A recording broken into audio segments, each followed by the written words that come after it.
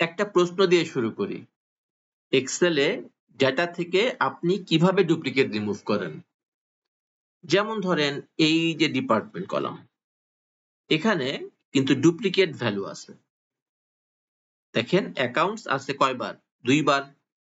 এবং মার্কেটিং আছে কয়বার? 3 বার। এখন আপনি যদি ডিপার্টমেন্টের একটা ইউনিক লিস্ট চান, তাহলে তো ডিপার্টমেন্ট কলাম থেকে ডুপ্লিকেট ভ্যালুগুলো রিমুভ করতে হবে। এই কাজটা আপনি কিভাবে করেন? অধিকাংশ মানুষ ডেটা ট্যাবের রিমুভ ডুপ্লিকেটস দ্বারা এই কাজটা করে। এই ভিডিওতে আমরা দেখব কেন এই মেথডটা একটু ভালো মেথড না এবং এর বদলে এর চেয়ে ভালো কি কি মেথড আমরা ইউজ করতে পারি। সবার শেষে বলবো এই তিনটা মেথডের মধ্যে বেস্ট কোনটা। প্রথমে কমন ওয়ে এর প্রবলেমটা চলুন দেখে নেই।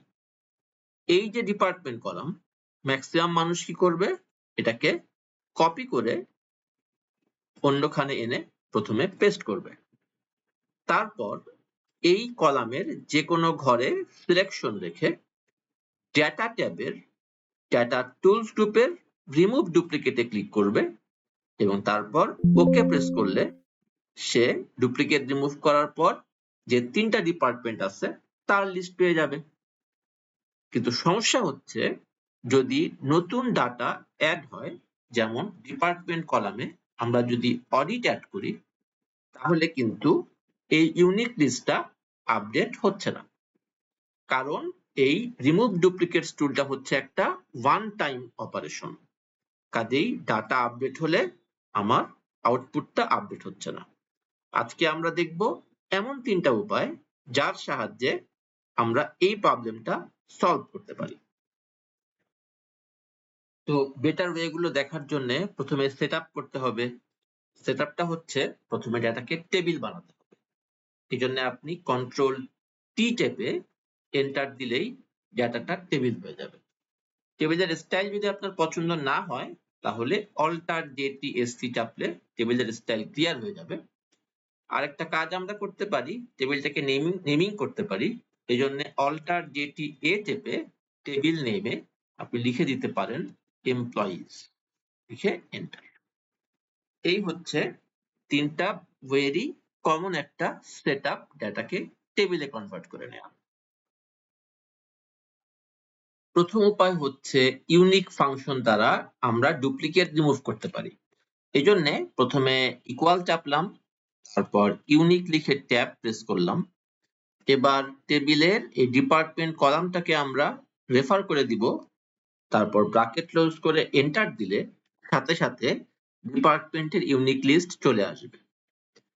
আর আমরা যদি চাই যে এটাকে শর্ট করব, সেক্ষেত্রে ইউনিকের আগে শর্ট ফাংশন আমরা ইনসার্ট করতে পারি এবং পরে ব্র্যাকেট ক্লোজ করে এন্টার দিলে ডিপার্টমেন্টের নামগুলো শর্ট হয়ে চলে আসবে। এখন যদি আমরা নতুন ডাটা অ্যাড করি, যেমন নতুন একজন ব্যক্তির ডিপার্টমেন্ট অ্যাড হয়, তাহলে আমরা দেখছি ডিপার্টমেন্টের লিস্টটা কিন্তু আপডেট হয়ে গেছে। দ্বিতীয় উপায় হচ্ছে পিভট টেবিল দ্বারা আমরা এই প্রবলেমটা সলভ করতে পারি। এই জন্য ডাটা টেবিল সিলেক্ট করে ইনসার্ট ট্যাবে যাব, তারপর পিভট টেবিলে যাব, এক্সিস্টিং ওয়ার্কশিট সিলেক্ট করে লোকেশন হিসেবে এই ঘরটা দেখিয়ে ওকে দিয়ে দিব। তাহলে একটা ব্ল্যাঙ্ক পিভট টেবিল চলে আসবে। এবার ডিপার্টমেন্টটাকে যদি আমরা রোতে অ্যাড করে দেই, তাহলে আমরা ডিপার্টমেন্টের ইউনিক লিস্ট পেয়ে যাব। এক্ষেত্রে যদি আমাদের নতুন একটা ডেটা অ্যাড হয় এবং সেক্ষেত্রে আমাকে পিভট টেবিলের উপর রাইট ক্লিক করে রিফ্রেশ দিলেই আমরা ডিপার্টমেন্টের লিস্টটা আপডেটেড অবস্থা পেয়ে যাব। তৃতীয় উপায় হচ্ছে পাওয়ার কোয়েরি দ্বারা আমরা এই প্রবলেমটা সলভ করতে পারি। এই জন্য টেবিলের যে কোনো ঘরে ক্লিক রেখে ডাটা ট্যাবের গেট অ্যান্ড ট্রান্সফর্ম ডাটা থেকে ফ্রম টেবিলার রেঞ্জে ক্লিক করতে হবে, অথবা আপনি চাপতে পারেন অল্টার এ পি টি। তাহলে এই টেবিলটা পাওয়ার কোয়েরিতে অ্যাড হবে এবং পাওয়ার কোয়েরি ইন্টারফেসে যখন আপনার এই ডাটাটা চলে আসবে, আপনি ডিপার্টমেন্ট কলাম সিলেক্ট করে এর উপর রাইট ক্লিক করে বলবেন রিমুভ আদার কলামস। তাহলে ডিপার্টমেন্ট কলাম ছাড়া বাকি সব কলামগুলো বাদ হয়ে যাবে। এবার ডিপার্টমেন্টের উপর রাইট ক্লিক করে আপনি যদি এখান থেকে রিমুভ ডুপ্লিকেটস এ ক্লিক করেন তাহলে ডিপার্টমেন্টের ইউনিক লিস্ট চলে আসবে। এরপর হোম ট্যাবের ক্লোজ এন্ড লোড টু এখানে ক্লিক করে আপনাকে বলতে হবে যে টেবিল আকারে নামাতে চাই এক্সিস্টিং ওয়ার্কশিটের কোন ঘরে, সেই ঘরটা আপনি দেখিয়ে ওকে দিলে আপনার পাওয়ার কোয়েরির আউটপুটটা এক্সেলে চলে আসবে। এক্ষেত্রে যদি আপনার নতুন একজন ব্যক্তি আপনার কোম্পানিতে জয়েন করে, সেক্ষেত্রে ডিপার্টমেন্টে যদি আপনি নতুন একটা ডাটা বসান, আপনাকে পাওয়ার কোয়েরিটাকে রাইট ক্লিক করে একটা রিফ্রেশ দিলেই আপনি নতুন ডিপার্টমেন্টের নাম পেয়ে যাবেন। এবার প্রশ্ন হচ্ছে 4টা উপায়ের মধ্যে কোনটা ভালো? রিমুভ ডুপ্লিকেট সেটা কিন্তু কখনোই আপডেট হবে না, কারণ এটা হচ্ছে একটা ওয়ান টাইম টুল, কাজেই এটা বাদ।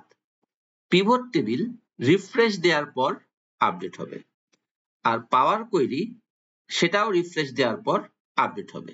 কিন্তু এই যে ইউনিক ফাংশন সেটা হচ্ছে নতুন ডাটা আসার সাথে সাথে একাই ইনস্ট্যান্ট ভাবে আপডেট হয়ে যাবে। তাই আমাকে যদি জিজ্ঞাসা করেন, আমার পছন্দ হচ্ছে ইউনিক ফাংশন। আপনার কোনটা পছন্দ কমেন্টে জানান। ভালো থাকবেন। আসসালামু আলাইকুম ওয়া রাহমাতুল্লাহ।